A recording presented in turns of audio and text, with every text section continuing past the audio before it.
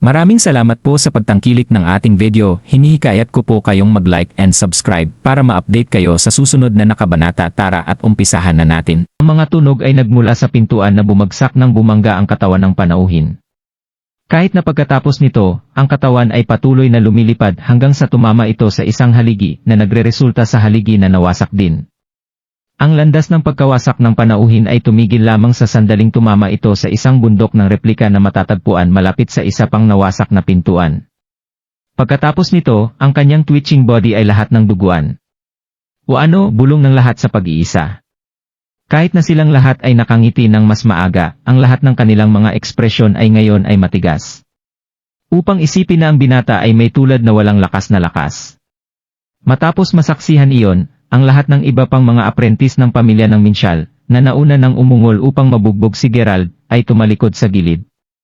Masters, pagsamahin ang iyong mga puwersa at kunin siya, iniutos ni Sui, ang kanyang bahagyang takot na maliwanag sa kanyang tinig. Hindi niya inaasahan na mangyari ang anuman. Naririnig na, ang mga kilalang bisita ng pamilya Minshall, na lahat ay nakaupo sa dulo ng talahanayan, ay nagbago ng mga sulyap sa bawat isa bago mabilis na tumatakbo upang palibutan si Gerald. Bago pa sila mag-atake, gayunpaman, si Gerald ay nagtaas lamang ng isang kamay bago maglagay ng isang daliri sa isang haligi ng bato sa tabi niya.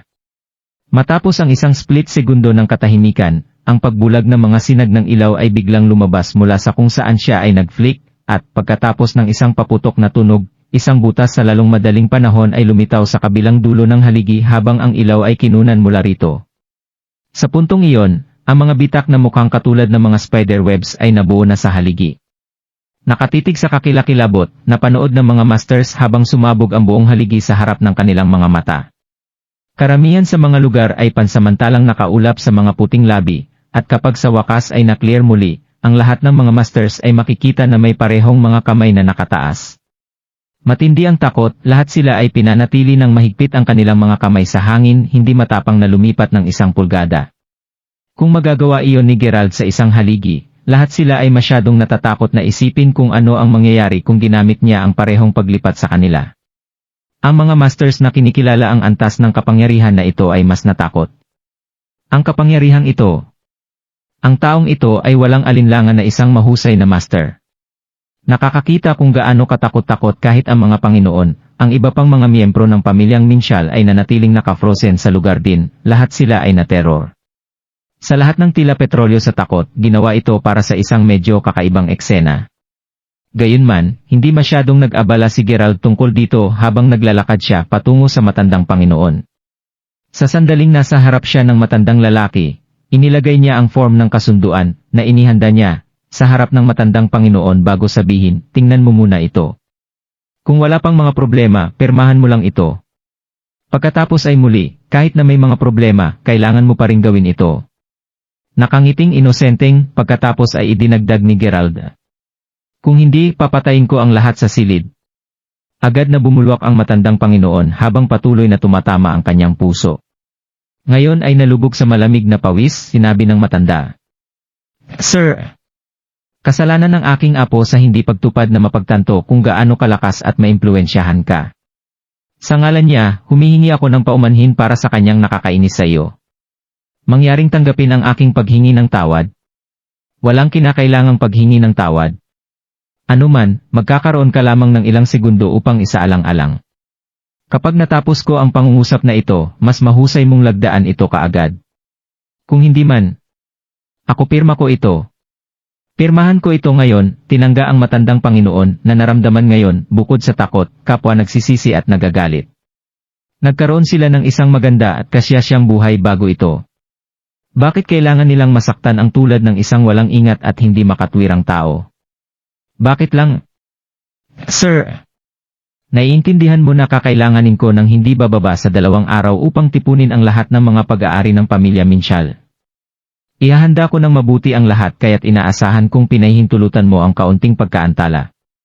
Pakiusap ang nabalisa na matanda. Mabuti ako doon. Pupunta ako at kukunin ang lahat sa Siyam sa gabi sa loob ng 2 araw. Kapag bumalik ako, kailangan mong ilista ang lahat ng mga ari-arian para sa akin. Anuman, kailangan ko pa ring mag-claim muna ng ilang mga interes. Ano ang gusto mo? Tinanong ang matanda habang siya ay gulp. Narinig ko na ang mga ninuno ng pamilyang Minshall ay naghukay at nagnakaw ng isang pares ng mga jade charms mula sa hari ng libingan ng karagatan, sagot ni Gerald. Habang totoo na ang aming mga ninuno ay naipasa ang mga anting-anting sa aming henerasyon, maniwala ka sa akin kapag sinabi ko na sila ay ninakaw kamakailan ng isang babae.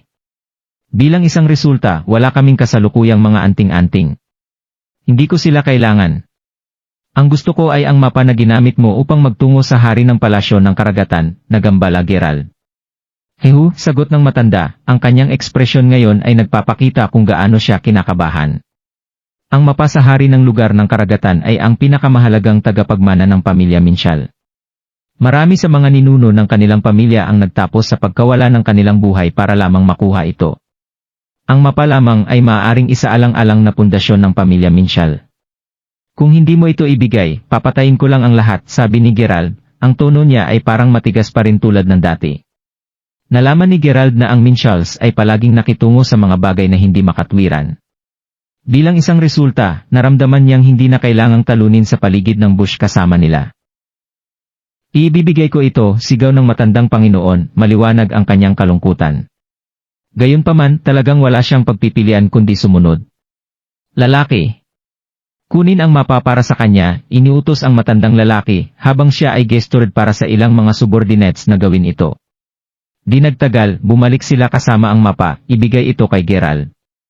Sa pagsasalita kung saan, kukuha din ako ng mga halamang gamot na ibinigay ko sa iyo ngayong gabi, dagdag ni Gerald. Kaagad, sagot ng matandang Panginoon na labis na mapait. Nag-blackmail lamang sila ng $300 milyong at ang mga halamang gamot mula sa kanya. Upang isipin na gaganti siya sa pamagitan ng pag-agaw sa lahat ng pag-aari ng pamilyang Minshall. Habang ang lahat ng iba pang mga Minshalls ay tiyak na napuno ng galit at sama ng loob din, wala sa kanila ang nangahas na magsabi ng isang salita, na pumili sa halip na panatiliin ang kanilang hindi kasyasya sa kanilang sarili. Nang makuha niya rin ang mga halamang gamot, tumalikod si Gerald upang umalis. Gayunpaman, ilang hakbang lamang siya nang tumalon ang isang batang Minshall na apprentice habang sumisigaw, "Ikaw Bastard! Sino ang impyerno na akala mo? Umikot sa impyerno." Kasunod nito, itinaas niya ang kanyang baril na pinuntirya ito sa likuran ni Gerald. Agad na hinila ang gatilyo, ang tunog ng isang putok ng baril ay sumunod kaagad. Gayunpaman, nanatiling nakatayo si Gerald. Lahat ay nakatitig sa malapad na mata nang mapagtanto nila na nahuli niya ang bala sa pagitan ng kanyang mga daliri nang hindi man lang lumingon. Ano? Habang ang apprentice ay nakatitig sa lubos na kawalan ng paniniwala, napanood niya habang pinadulas ni Gerald ang kanyang pulso. At iyon ang huling bagay na makikita niya. Ang ulo ng mag-apprentice ay sumabog sa lugar, na lumilikha ng isang kasuklam-suklam na tunog na splotching habang ang sariwang dugo ay lumipad sa lahat ng direksyon. Ngayon nanginginig sa napakaraming takot, ang iba pang petrified Minshalls ay napanood habang si Gerald ay nagpatuloy lamang sa paglalakad ng hindi nagsasabi ng isang salita. Habang naglalakad siya sa mga Panginoon na nakataas pa rin ang kanilang mga kamay, hindi matapang na ilipat ang isang kalamnan, tumigil si Gerald sa harap ng isa sa kanila. Sa pagmamasid sa palad ng gitnang may edad na master, nagtaka si Gerald kung pinlano ng Panginoon na basagin ang kanyang palad sa gilid ng ulo ni Gerald. Maaari ba itong maging resulta ng mastering ang Iron Palm? Tanong ni Gerald na kakaiba. You, Master. Nakikita ko. Gaano katagal ka nagsanay para dito? At ano ang maaari mong gawin sa kasanayan? Masakit akong sinanay sa loob ng 20 taon upang makabisado ito. Gamit ito, nagagawa kong maghiwalay kahit ang pinakamahirap na bato sa dalawa, sagot ng Panginoon bago gulping ng bahagya.